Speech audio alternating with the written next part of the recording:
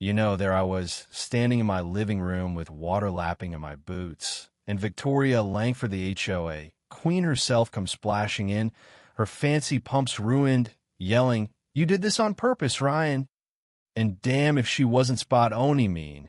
She'd slapped me with a $2,000 fine for hoarding rainwater just days before, demanding I tear down my little catchment setup on my hilltop land. So I did exactly that, and watched as the next big storm turned her precious community center into a soggy wreck, floating off like yesterday's news. But hey, this whole mess didn't start with a flood. It kicked off when I made what felt like the dumbest move of my life, snagging this rugged 10-acre patch in the Tennessee hills, about an hour out from Nashville, smack between Victoria and her big money dreams. See, I'm Ryan Caldwell, and up until a couple years back, I was knee-deep in the world of water as a senior hydrologist for the EPA, 15 years of mapping aquifers, chasing polluters, and drowning in paperwork that nobody upstairs ever seemed to read. It was good work, honest, but the backroom deals got to me. I called out a shady cover-up on factory waste dumping into rivers down in the South, thinking it'd make a difference. Instead, it got me sidelined, harassed, and pushed into early retirement at 40 with a payout just big enough to vanish into the woods. That's how I ended up here, on this steep, overgrown slope the locals call Willow Ridge, dirt cheap at $75,000 because, well, who wants a rocky headache you can't even build on without a fight? The real estate guy, a twitchy fella named Jake Harlan, kept glancing at his phone like he was late for his own funeral, muttering about the old owner just wanting it gone quick, no haggling, no inspections, cash only. Something smelled off, but after bouncing between city rentals where my EPA rap sheet made folks nervous, I craved the quiet, the trees swallowing everything, neighbors far enough that their drama stayed their own. Or so I figured. Things got interesting a month in when I brought in a crew to clear a spot for my cabin simple place, solar-powered off-grid vibe. The foreman, this grizzled guy named Eli Ramirez, kills the dozer after a bit and waves me over, pointing at the ground where he'd scraped away the dirt, and there's water bubbling up through the cracks, cold and clear as glass. "You got yourself a spring here, buddy," he says, scratching his beard like he's seen a ghost. "Been seeping since I was a kid, roaming these hills thousands of gallons a day. Easy, especially after rain." I taste it, and it's pure magic, better than any bottled stuff. My old job instincts kick into from labs confirm it's pristine, no contaminants, perfect minerals. So instead of bulldozing over it, I build around Eden Natural Pond to catch the flow, overflow trickling down the old channels, all permitted by the county, inspected and greenlit. For months, it was paradise. My cabin cozy, water endless for showers, coffee, even watering a little garden. And down the hill, the folks in evergreen estates with their McMansions and pools kept to themselves, buffered by the woods. That changed one sticky afternoon in May, when this sleek black SUV crawls up my gravel drive-out steps Victoria Langford, all polished suit and clipboard confidence, like she owns the mountain. "Mr. Caldwell," she calls, heels clicking despite the mud, flashing a smile that's all teeth and no warmth. "I'm Victoria, president of the Evergreen. Got some worries about water flow in the area. Mind if we chat?" Her eyes lock on my pond like it's a gold mine. And right away, I'm thinking, this ain't about neighborly concern. I tell her straight, "I'm not in your HOA.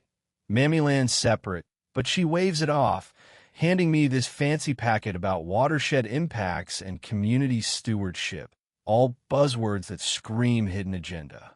"Water doesn't care about fences, Ryan," she says, leaning in like we're old pals. "What happens up here affects us all down there. Cooperate now, or we might have to loop in the county." It was a velvet threat, the kind I dodged in my EPA days, and as she drives off, I start digging literally and figuratively.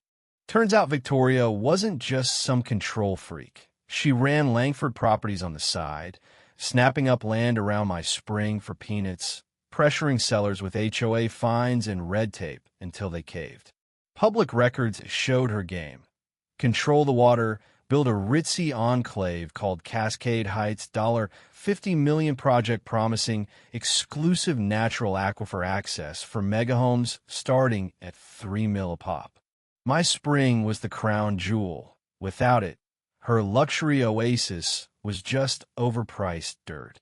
She'd rigged local permits, greased palms in county meetings, all while playing eco-warrior.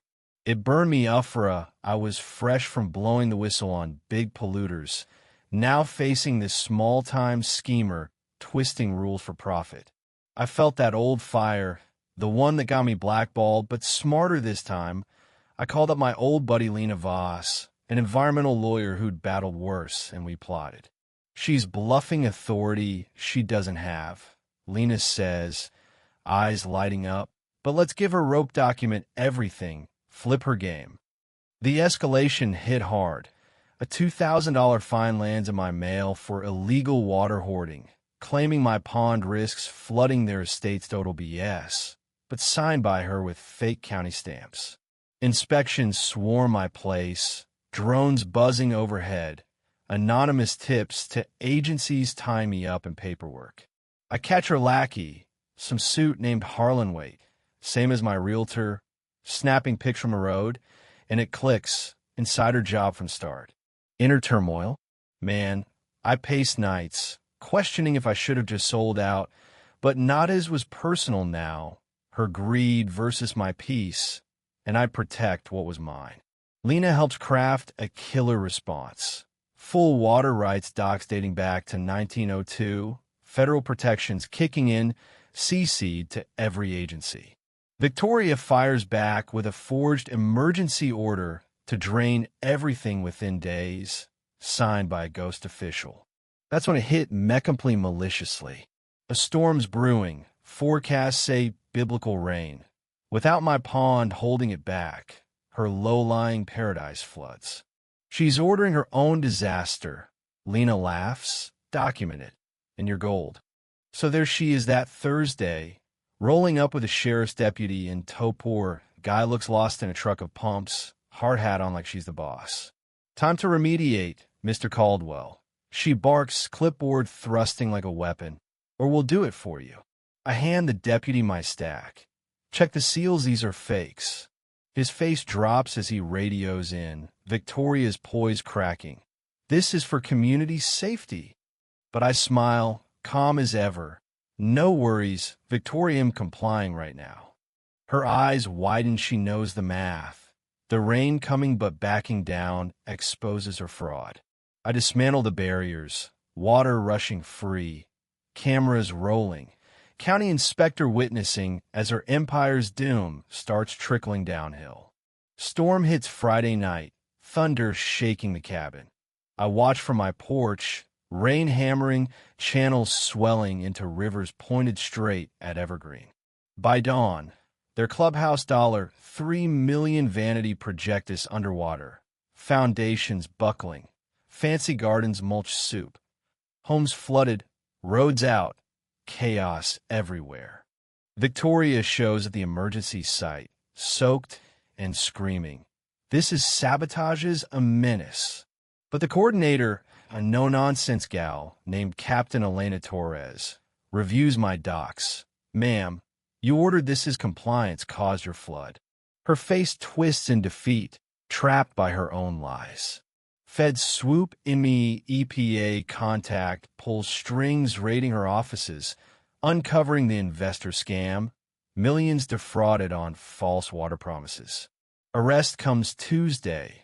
Victoria in cuffs, news choppers whirring, her empire crumbling to bankruptcy, 20 months behind bars, restitution bleeding her dry. Evergreen rebounds. New board partners with me on real flood controls. Ironic, huh? Me? Back consulting, teaching folks to fight these land grabs. But here's the thing that nags. Was I too vengeful, letting nature teach the lesson, or just serving justice her way? What do you think, right or wrong? Drop your take below. Ever dealt with HOA bullies or seen greed backfire like this? Like if it hits home, subscribe for more real talk tales. And hey, share your stories, so chat about where the line is between defense and payback.